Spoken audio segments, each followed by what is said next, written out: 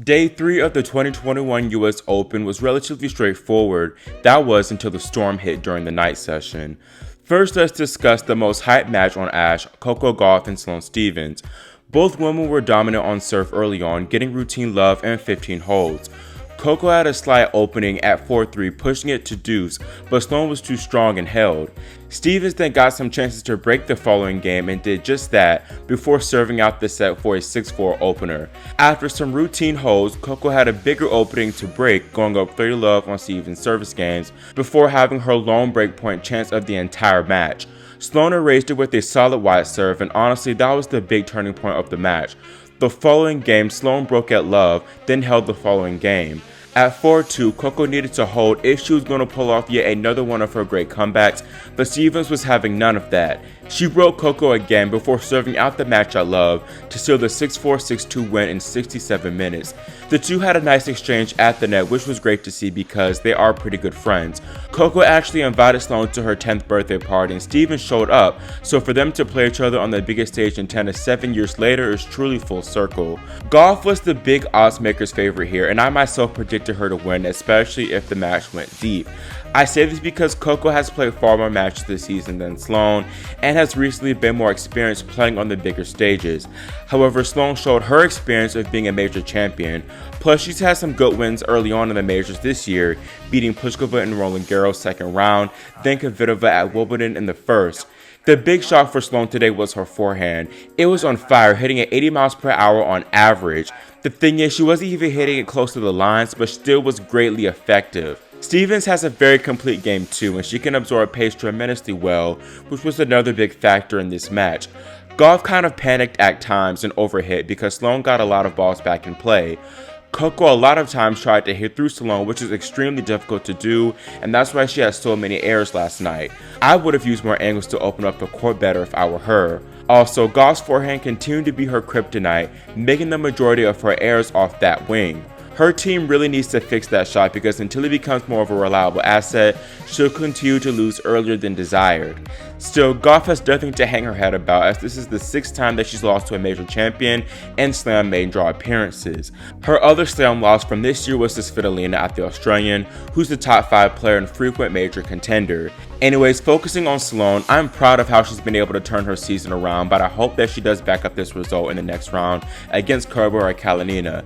Yes, that match is still undecided despite being scheduled to play under Louis Armstrong Stadium, which has a roof. In the match scheduled before that one, Diego Schwartzman and Kevin Anderson were forced to pause for 30 minutes at 5-all due to rain getting on the court despite the retractable roof being closed. Louis Armstrong is open air, which means that wind and air can still come inside the stadium. It was raining sideways, so combine that with all the wind, water's bound to get inside somehow. Schwartzman managed to claim the first set and a tiebreaker, but soon after, the rain picked up and entered through the other side of the stadium, which made conditions pretty much unplayable. The rain eventually began pouring and flooded Louis Armstrong as if it didn't have a roof at all. I like Louis Armstrong Stadium. I've actually been there before and I like the open air system it had, but something has to be done so that the roof is actually used in cases like this of extreme wind and rain. This was an unusual case though, as the National Weather Service of New York issued a flash flood emergency for the city, which was the first time that has ever happened. Things were really bad on the grounds, but it does seem like there will be no rain in sight for today's day of play. Now, before Schwartzman and Anderson's match was moved to Arthur Ashe Stadium, Stefanos Tsitsipas completed his second rounder against Adrian Mannarino. After Tsitsipas claimed the first 2 sets pretty routinely, Mannarino pushed the third seed to a tiebreaker, which he managed to grab 7-4. Now, Stefanos, of course, has been dragged lately for his questionable, lengthy bathroom breaks, and you'd think with all the criticism he's received, he tried to limit or be faster with the breaks. Well, Tsitsipas said forget that, and he took another 7 to 8 minute pause after dropping the third set. When the Greekman returned to the court, he was met with some boos from the New York crowd. Quite a few of whom have tried honeydeuces. One set, Tsitsipas to serve. Wow, they really giving him the old raspberry. Ultimately, Stefanos remained unfazed, begeling Adrian in the 4th set to reach the 3rd round. After the match, Stefanos continued to defend his lengthy bathroom breaks and even went on the defensive, bringing up Murray's pause in play during the 2012 US Open. I said that we should both discuss it, 2 of us, because I followed the rules. I didn't break any rules. I think there is a rule for that, which doesn't really specify the time that you have to spend in the bathroom. It is important to take it if you have to. It is important to, first of all, you carry less weight on you with all the sweat. You feel rejuvenated. You feel fresh, and you don't have all the sweat bothering you and coming in your face and your fingers and everywhere, all over your body. So it makes you feel better. For me, it is important to take that break. For someone else, probably not. And everyone has his own time. I mean, I try and be as quick as I can. Sometimes I just need a bit more time. What does the rule? Is there? Regardless of the rule, you know it's making people unhappy. You know. Yeah, but the rules are there to be followed. No. If I break any rules, sure, I'm guilty. I agree. I'm not doing something right. But if I'm staying within the guidelines, then what's the issue? I guess what people like Murray would say is that there's sort of unwritten rules that people follow about trying to be respectful of the opponent's time, which maybe they think that you're not being respectful of that. I have a question. I have a question for you. Yeah. I don't watch other people's business, but I remember watching it when I was younger. Can you please check when Andy Murray faced Novak Djokovic at the final here, before the fifth set, that break? Can you please look it up and let me know next time? I did. He took less than 3 minutes on that break. Less than 3 minutes. Okay. Yeah, I actually did look that up this week. Yeah. Okay.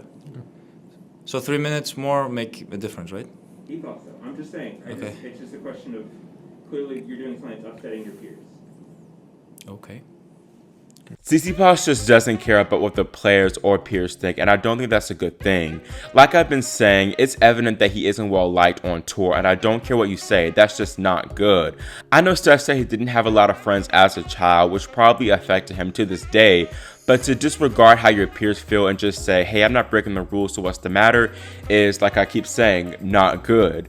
Once again, the issue isn't the bathroom break, but how long it takes for him once he leaves the court. I know people do things at their own pace, but it shouldn't take him 8 minutes. Come on now. Definitely the Tour and ITF need to look at being more specific with the rule to make the players and fans happier. Anyways, props to Steph for playing a much better match tonight, and I need to continue this form against Carlos Alcaraz next, the young Spaniard continuing his excellent summer season. By the way, Alcaraz is the youngest man since Novak Djokovic to reach the third round at 2 Slam events. Steph's draw looks good though, as he won't have to play a seed until the quarters, as Christian Garin fell in 4 sets. Another clay court aficionado, Casper Ruud, was sent packing, opening up the door for Diego Schwartzman, who ultimately won that match over Anderson in straights. Meanwhile, Dino Medvedev, who continues to dominate, has a bit easier path to the last 8, as 15-seed Grigor Dimitrov is out. The Bulgarian retired down 6-7, 6-7 left 4 to Alexei Popyrin due to an apparent foot injury. This is unfortunate for Grigor because I thought he was playing well. Matter of fact, he was up 4-1 and a couple of break points when I last saw the match. It's been a rough year for Grigor in the majors. He had a back spasm at the Australian Open versus Karatsev in the quarters.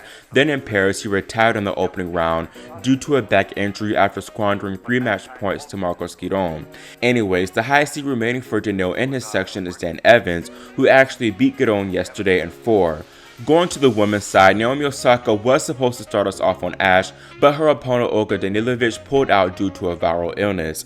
Now, John Wertheim from Tennis Shuttle made a good point, saying that this could hurt Osaka as she probably needs all the match reps and rhythm she can get. I actually agree, this could affect her if not immediately later on in the tournament, but we'll see. Naomi now actually plays another lefty next, 18-year-old Leylah Annie Fernandez of Canada. Simona Halep stepped into play on Ash and picked up a convincing 3-1 win over Kukova. She'll now play 19th seed Elena Rybakina, who dominated Caroline Garcia 1-4. Rybakina's firepower I feel will get her through there. Continuing with the trend of all-seeded matchups, Elena Svitolina will get Daria Kasatkina after the Russian pulled off an excellent comeback win over Marketa Vondrousova. I picked Svitolina in my tournament preview, and I'll have her advance here too. Elise Mertens plays Ons Jabeur next, who had the most impressive performance of the day, crushing Maria Camila Osorio Serrano 6-love, 6-1 in 53 minutes. Jabert's been looking very, very good this entire summer, and I'll pick her to come through that one. Now getting to the juicy matchups, we have a hard-hitting affair between Danielle Collins and second seed Aryna Sabalenka after the two got by Jovan and Zidansek respectively. This was the matchup I instantly looked for when the draw came out, as both are big contenders for the title. Sabalenka does have a bit more experience at the moment in these bigger major matches, so I'll give her the slight edge. But Collins, who has the home crowd behind her, can surely add yet another impressive scout to her resume. Then there's going to be a battle of the major champs, Victoria Azarenka and Garbiñe Muguruza. This should also be really good and difficult to call. Muguruza has looked better thus far, getting very solid wins over Vekic and Pekovic. However, Vika, being a 3-time finalist in Flushing, loves the conditions here and will surely rise to the occasion of this big match. I picked the Belarusian to win this one in my tournament preview, but I'll go ahead and pick Garbiñe to advance in 3 because I'm very impressed with her form thus far. Now the winner of this match will play the victor of Barbora Krejcikova and Kamila Rakima, which is by far the most anticipated women's third round matchup in this bottom half. Moving on to tomorrow's action, Barty and Zverev will start on Ash, while Djokovic and Pliskova end in the night. By the way, Pliskova plays American Amanda Anisimova, which could be tricky for the Czech woman. Benches Kvitova and Monfils play on Armstrong first, while top-ranked Canadians Andreescu and Shapovalov close the night. Quickly, I do want to give my condolences to those impacted by Hurricane Ida, as in New York and New Jersey alone, 8 people have died and countless others are dealing with flooding and power outages.